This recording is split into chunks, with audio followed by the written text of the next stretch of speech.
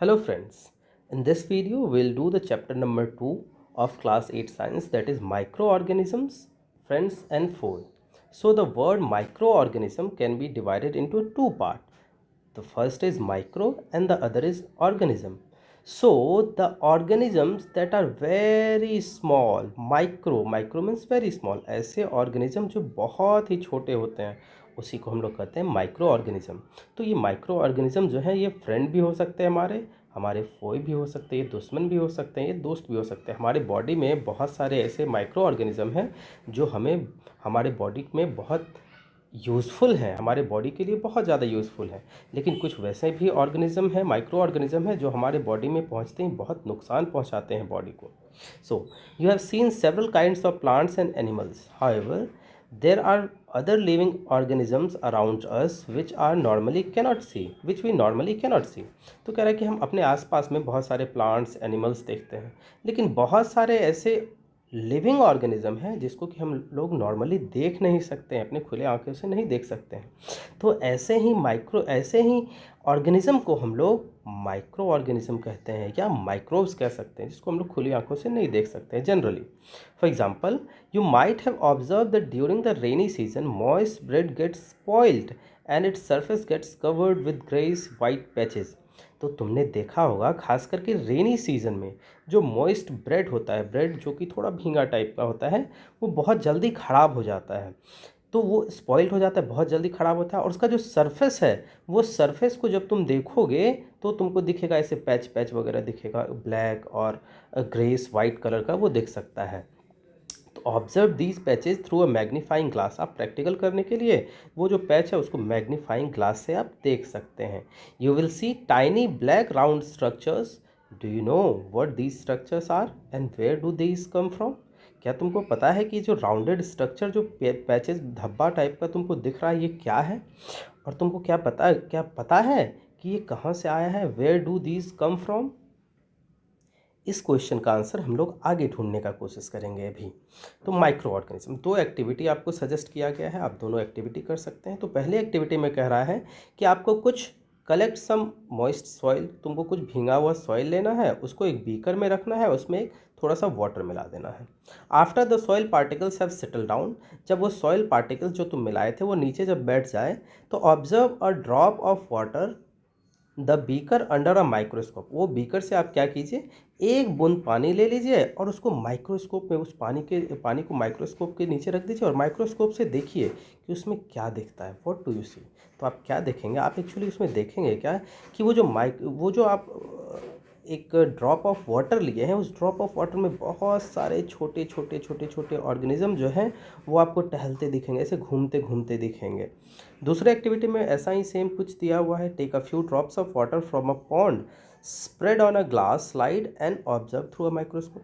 एक पॉन्ड से आप लीजिए थोड़ा सा फ्यू ड्रॉप्स ऑफ वाटर, उसको क्या कीजिए, ग्लास स्लाइड पे डाल दीजिए और ग्लास स्लाइड को फिर माइक्रोस्कोप में लगा के उसको देखिए। तो उसमें भी ऐसा ही कुछ दिखेगा आपको कि छोटे छोटे माइक्रो ऑर्गेनिज्म जो है वो ड्रॉप ऑफ वाटर में ऐसे घूम रहे हैं। ठीक है, तो लिखा हुआ है, do you find tiny organism moving around?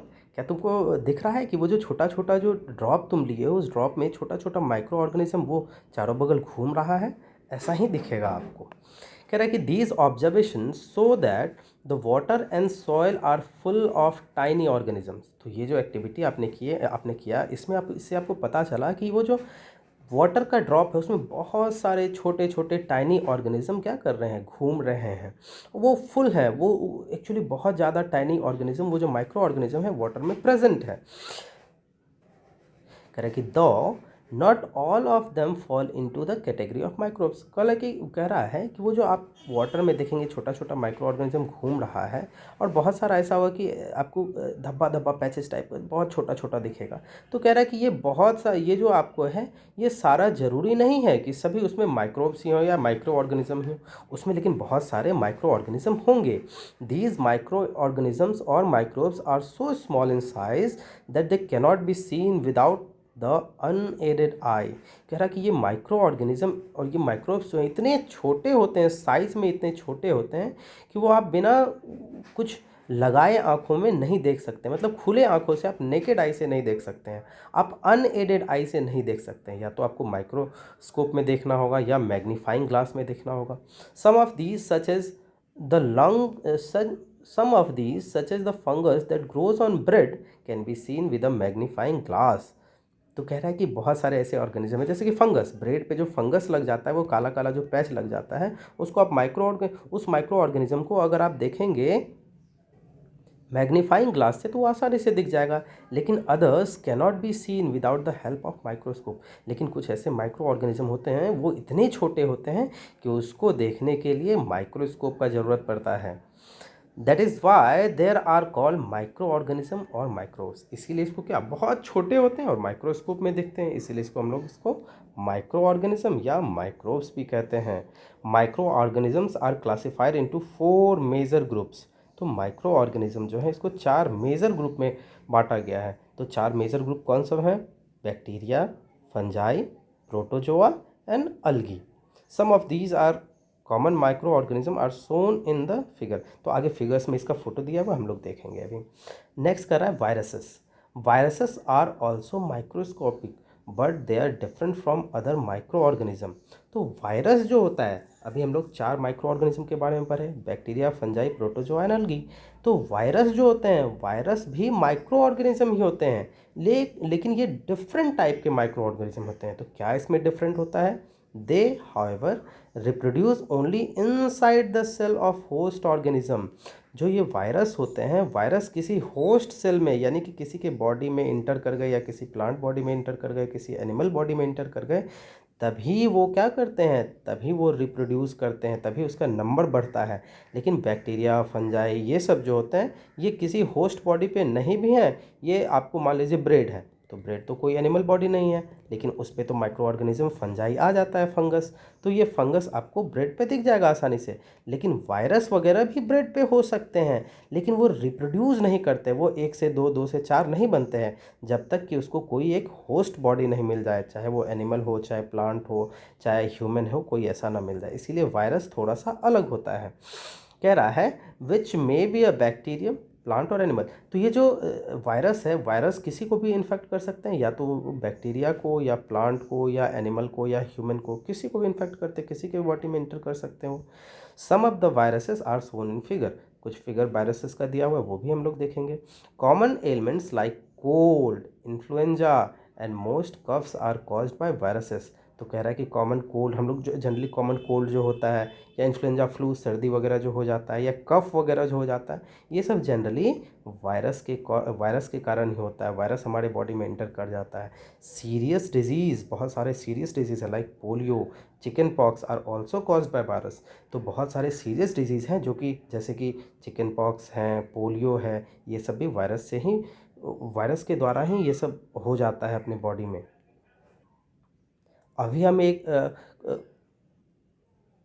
से गुजर रहे हैं, जो कि है कोविड-19, कोरोना वायरस। तो वो किस वायरस से होता है? वो कोरोना वायरस से होता है। उसका अगर फुल फॉर्म आप देखेंगे, पूरा है SARS, सार्स कॉव 2। तो severe acute respiratory syndrome corona virus 2, वो वायरस का नेम है, जिससे कि कोविड-19 हम लोग को अभी हो जा रहा है।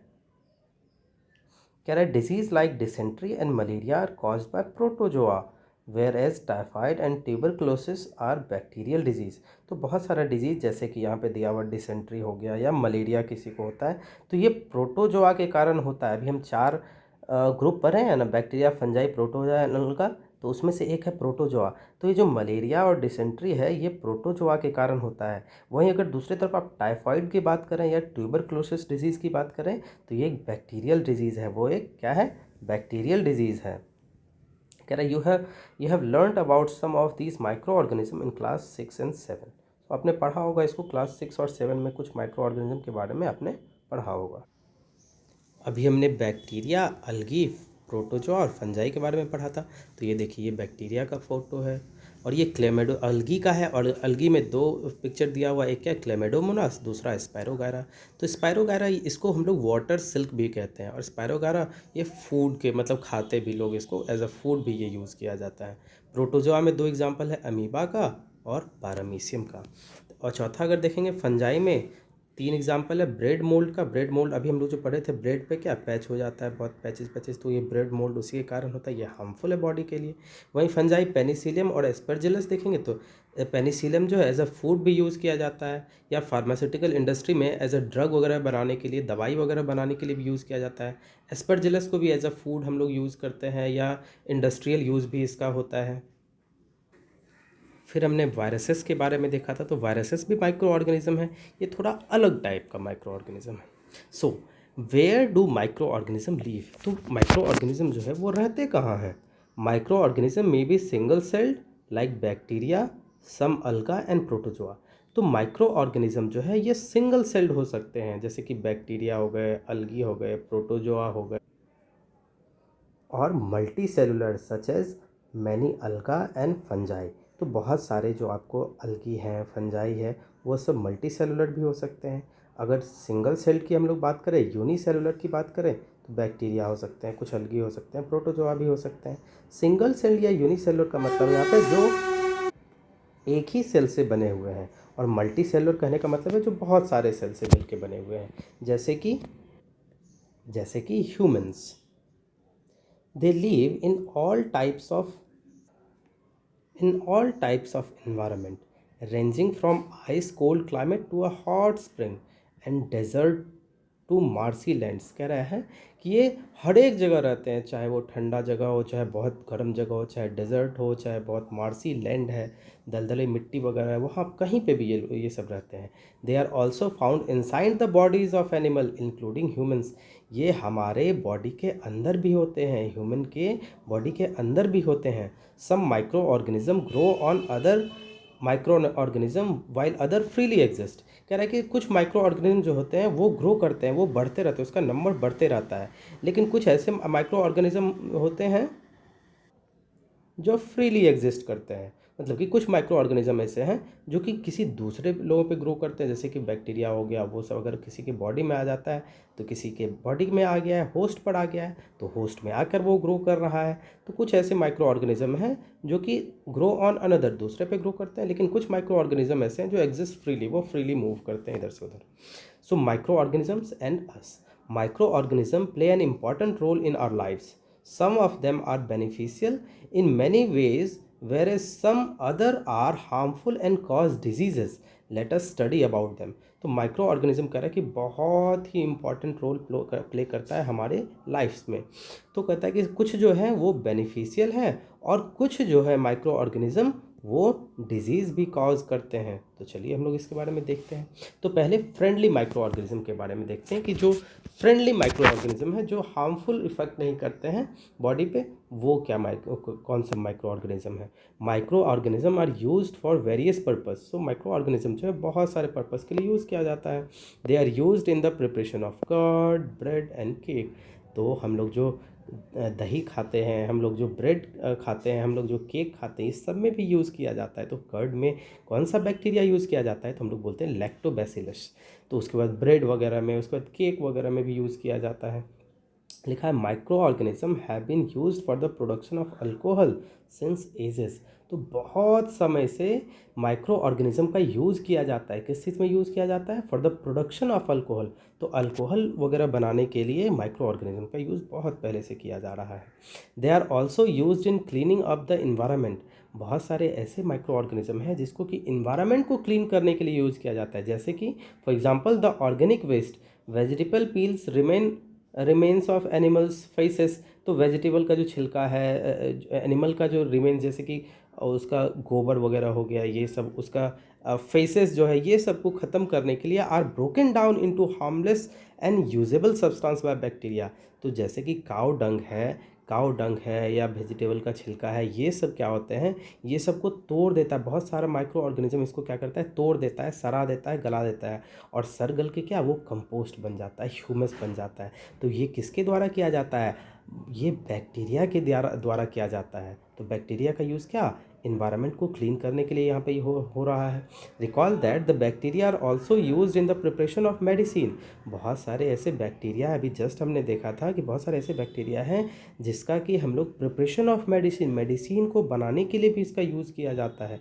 In agriculture they are use to increase soil fertility by nitrogen fixation. कह रहा है कि एग्रीकल्चर में भी बहुत सारे बैक्टीरिया का यूज़ किया जाता है जो कि सॉइल फर्टिलिटी को बढ़ाता है बाय फिक्सिंग द नाइट्रोजन। तो नाइट्रोजन फिक्सेशन जो होता है कौन से बैक्टीरिया के द्वारा होता है?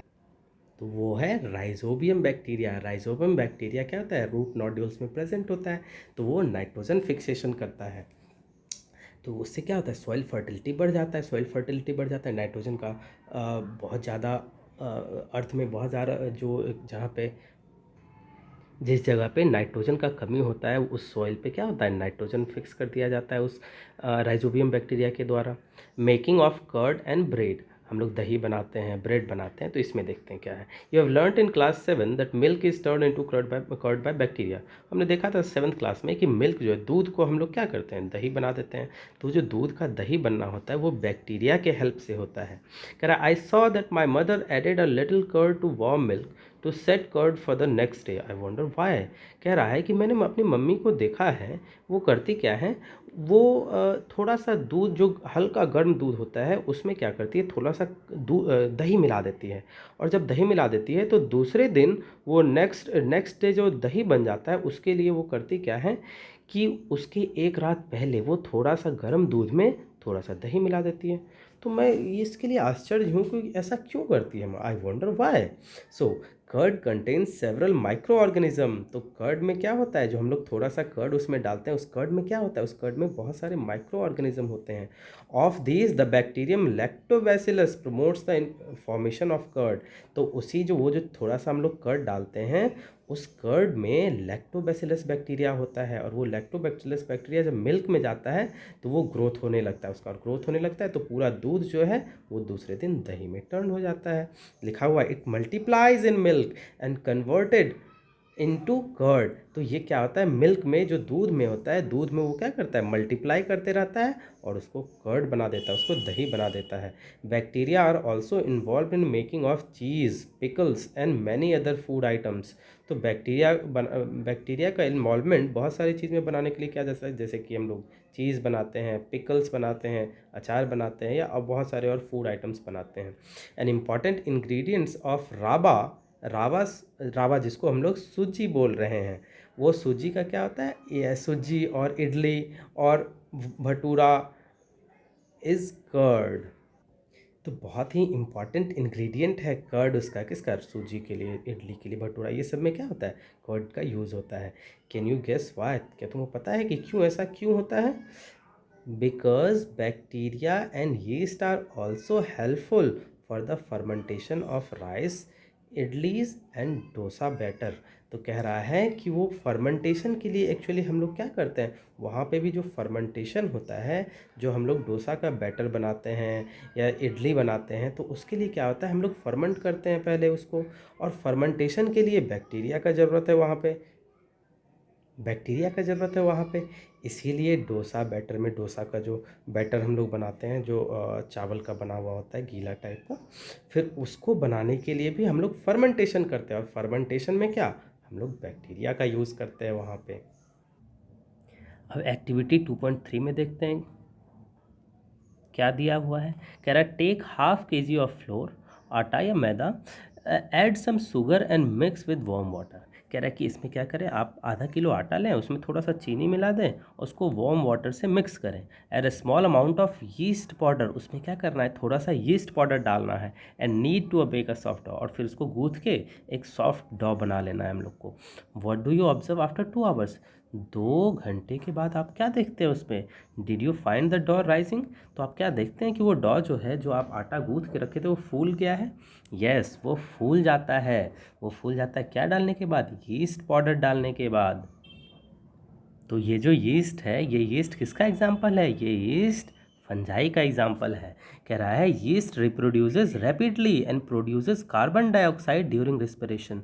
तो यीस्ट वो जो माइक्रो ऑर्गेनिज्म है वो रिप्रोड्यूस करता है बहुत तेज़ी से। वो क्या करता है, अपने आप को ग्रोथ करा लेता है, अपने आप को फैला लेता है और प्रोड्यूसेस कार्बन डाइऑक्साइड।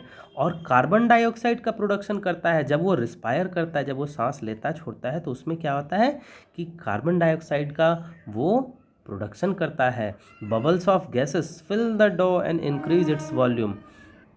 वो जो कार्बन डाइऑक्साइड गैस है उसका बबल्स करता क्या है कि वो जो डॉ है उसको फुला देता है पूरा।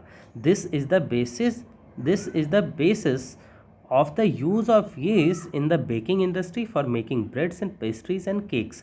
तो यही एक कारण है, क्योंकि ब्रेड देखते हैं आप क्या होता है, फुला होता है, बहुत ज़्यादा फुला फुला होता है, या पेस्ट्री होता है वो भी बहुत फुला होता है, केक जो होता है वो भी फुला फुला होता है, उसके बीच में क्या छेद छेद, छोटा देखेंगे तो छोटे छोटे छेद छेद मिलता है देखने के लिए। तो वो एक्चुअली हुआ क्या है, उसमें जो यीस्ट डाला गया है वो यीस्ट का जो प्रोडक्शन उसमें हुआ है और उससे जो कार्बन डाइऑक्साइड निकला है, इसीलिए वो कार्बन डाइऑक्साइड निकल के क्या किया है, उस ब्रेड को फुला दिया है। नेक्स्ट है commercial use of micro organism. तो माइक्रो ऑर्गेनिज्म का कॉमर्शियल यूज़ क्या है, कह रहा है micro organisms are used for the large scale production of alcohol. तो अल्कोहल वगैरह, शराब वगैरह बनाने के लिए माइक्रो ऑर्गेनिज्म का यूज़ किया जाता है, वो भी लार्ज स्केल पे, बहुत बड़े पैमाने पे किया जाता है। Wine and acetic acid, wine और एसिटिक एसिड वगैरह, विनेगर वगैरह बनाने के लिए भी इसका यूज़ किया जाता है। Yeast use for commercial production of alcohol and wine. तो जो यीस्ट फंजाई है इसका यूज़ भी किया जाता है कमर्शियल प्रोडक्शन अगर करवाना है किस चीज़ का, अल्कोहल का और वाइन का, तो उसके लिए भी किया जाता है। For this purpose yeast is grown on natural sugar present in grains like barley, wheat, rice, crust, fruit juices etcetera. तो इस चीज़ के लिए क्या होता है, यीस्ट का बहुत ज़्यादा ज़रूरत होता है। तो यीस्ट को हम लोग ग्रो करवाते हैं कैसे, जो नेचुरल शुगर होता है, नेचुरल शुगर जो कि प्रेजेंट होता है बार्ले में, व्हीट में, राइस में, या क्रस्ट, फ्रूट जूस वगैरह में, जो मीठा थोड़ा सा लगता है, वो हल्का मीठा लगता है, तो उसमें जो नेचुरल शुगर प्रेजेंट है उसी में क्या किया जाता है, इस यीस्ट को ग्रो किया जाता है। नेक्स्ट एक्टिविटी 2.4 में चलते हैं। कह रहा है take a 500 ml beaker filled with 3/4 of water, dissolve 2 to 3 teaspoon of sugar in it, add half a spoon of yeast powder to the sugar solution, keep it covered in a warm place for 4 to 5 hours, now smell the solution। कह रहा है कि आपको करना क्या है कि 500 ml beaker में क्या करना है, पानी लेना है और उसको 500 ml वाला बीकर लेके आपको 3/4 उसमें भर देना है पानी। उसके बाद उसमें क्या करना है, 2 से 3 चम्मच आपको शुगर उसमें डिज़ोल्व कर देना है। उसके बाद आधा चम्मच आपको ईस्ट पाउडर उसमें डालना है और ईस्ट पाउडर डालने के बाद 4-5 घंटे के लिए आप उसको थोड़ा सा वार्म प्लेस पे रख दो जहाँ पे थोड़ा गर्म हो। उसके बाद 4-5 घंटे के बाद आप उसको स्मेल करो, तो क्या वो महकता है, can you get a smell. तो कह रहा है कि हाँ, can you get a smell, क्या आपको स्मेल मिलता है, स्मेल करता है वो, जी बिल्कुल वो स्मेल करने लगेगा, बहुत स्मेल करने लगेगा। क्यों, क्योंकि जो उसमें शुगर डाला गया है, शुगर फूड होता है यीस्ट के लिए, मतलब यीस्ट जो होता है वो शुगर को ही खाता है, तो वो शुगर को खा के फिर उसको डिकम्पोज कर देता है और डिकम्पोज होने के बाद क्या होता है, फिर वो अल्कोहल बना देता है, उसको अल्कोहल बना देता है और उससे फिर कार्बन डाइऑक्साइड निकलने लगता है। तो ये जो प्रोसेस है इसी को हम लोग बोलते हैं फर्मेंटेशन। देखिए यहाँ पे लिखा हुआ है, this is the smell of alcohol as a sugar has been converted into alcohol by yeast. कह रहा है क्या कि वो जो स्मेल है वो स्मेल इसलिए है क्योंकि जो शुगर उसमें आप चीनी डाले थे उसको कन्वर्ट कर दिया गया है, उसको कन्वर्ट कर दिया है किस में, अल्कोहल में। यीस्ट उसको कन्वर्ट कर दिया है इसको अल्कोहल में। तो इसी प्रोसेस को हम लोग कहते हैं conversion of sugar into alcohol. जो कन्वर्जन यहाँ पे हो रहा है शुगर का, क्या हो रहा है, अल्कोहल में कन्वर्जन हो जा रहा है, इसी प्रोसेस को हम लोग बोलते हैं फर्मेंटेशन। कह रहा है कि लुई पास्चर डिस्कवर्ड फर्मेंटेशन इन 1857। तो 1857 में जो लुई पास्चर थे वो डिस्कवर किए थे फर्मेंटेशन को। अब देखते हैं हम लोग क्या कॉमर्शियल यूज़ हमने देख लिया, अब हम लोग देखते हैं medicinal use of microorganism. Medicinal use क्या है माइक्रो ऑर्गेनिज्म का, whenever you fall ill the doctor may give you some antibiotics tablets capsule और इंजेक्शन सच एज पेनिसिलिन। तो कह रहा है कि जब भी आप बीमार पड़ते हैं तो डॉक्टर के पास जब आप जाते होंगे तो आपको एंटीबायोटिक टैबलेट्स वगैरह देता होगा, या कैप्सूल देता होगा, या इंजेक्शन वगैरह देता होगा, जैसे कि पेनिसिलिन का इंजेक्शन वगैरह देते हैं डॉक्टर्स। तो कह रहा है कि the source of these medicine is micro organism. तो ये एंटीबायोटिक टैबलेट जो बना है, कैप्सूल जो बना है, इंजेक्शन जो बना है, ये इंजेक्शन सबका सोर्स क्या है? Micro organism. माइक्रो ऑर्गेनिज्म के द्वारा ही बना है। दीज मेडिसिन किल और stop the growth of disease causing micro organism.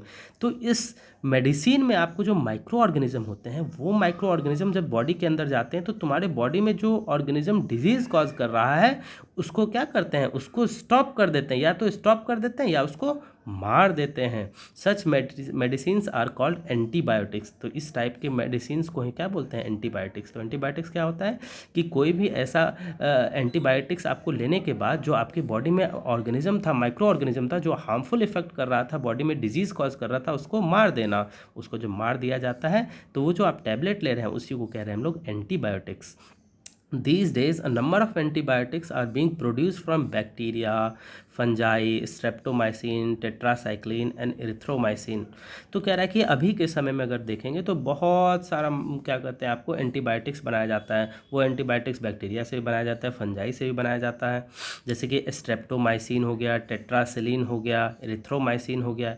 ये सब एग्जाम्पल हैं किसके? ये सब एग्जाम्पल हैं माइक्रो ऑर्गेनिज्म के, जो कि एज अ एंटीबायोटिक्स यूज़ करते हैं हम लोग। तो ये सब एंटीबायोटिक्स है which are made from fungi and bacteria. Bacteria और फंजाई से ये एंटीबायोटिक्स बनाए जाते हैं। The antibiotics are manufactured by growing species microorganism and use to cure a variety of disease. तो ये एंटीबायोटिक जो होता है ये मैन्युफैक्चर किया जाता है किसमें? स्पीसीज़ को, ग्रोइंग स्पीसीज़। तो डिजीज़ को क्या करने के लिए? रोकने के लिए, या उसको क्योर करने के लिए, उसको ख़त्म करने के लिए ये एंटीबायोटिक्स बनाए जाते हैं। ये एंटीबायोटिक्स क्या किए जाते हैं? ग्रो किए जाते हैं। नेक्स्ट कह रहा है कि antibiotics are even mixed with the feed of lively stock and poultry to check microbial infection in animal. कोई माइक्रोबियल इन्फेक्शन तो कहीं एनिमल को नहीं हो गया, कोई बीमारी तो नहीं हो गया है, तो इसको भी चेक करने के लिए हम लोग क्या करते हैं? एंटीबायोटिक्स को मिला दिया जाता है लाइवली स्टॉक में, पोल्ट्री में, ये सब में मिला दिया जाता है। तो पोल्ट्री का जो खाना होता है, उसका जो फीड होता है, उसमें हम लोग मिला देते हैं इसको। They are also use to control many plant disease. तो बहुत सारा प्लांट डिजीज़ वगैरह भी होता है, तो उसको भी कंट्रोल करने के लिए हम लोग क्या करते हैं? इसको यूज़ में लाते हैं। It is important to remember that the antibiotics should be taken only on the advice of qualified doctor. तो एंटीबायोटिक्स का जो हम लोग यूज़ करते हैं, ऐसा नहीं कि एंटीबायोटिक्स जो मन में आया वो खा लिए। जब तक कि क्वालिफाइड डॉक्टर आपको ना बोले तब तक आप नहीं खाइए वो। Also you must complete the course prescribed by the doctor. तो डॉक्टर मान लो कि दवाई लिख दिया है 1 महीने का, 15 दिन का, तो पूरा दवाई जब तक ख़त्म ना हो तब तक खाते रहना चाहिए। ऐसा नहीं कि 5 दिन में अगर तबीयत ठीक हो चुका है, डिजीज़ ठीक हो चुका है और दवाई दिया हुआ है 10 दिन का, तो आप छोड़ दिए दवाई। ऐसा नहीं, जो कोर्स दिया हुआ है उस कोर्स को क्या करना है?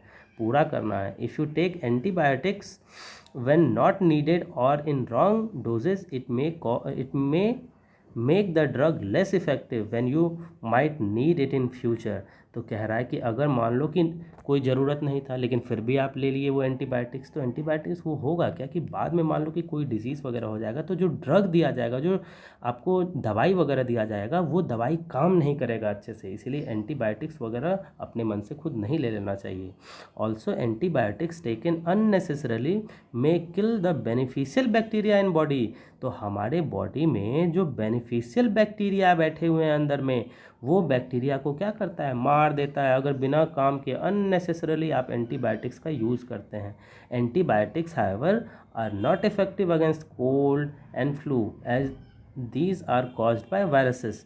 तो कह रहा है कि एंटीबायोटिक्स जो होता है वो जनरली कोल्ड और फ्लू में हम लोग यूज़ नहीं करते हैं, क्योंकि कोल्ड और फ्लू क्या होता है? वो वायरस के द्वारा कॉज होता है। सो नेक्स्ट वीडियो में हम लोग आगे वैक्सीन के बारे में देखेंगे।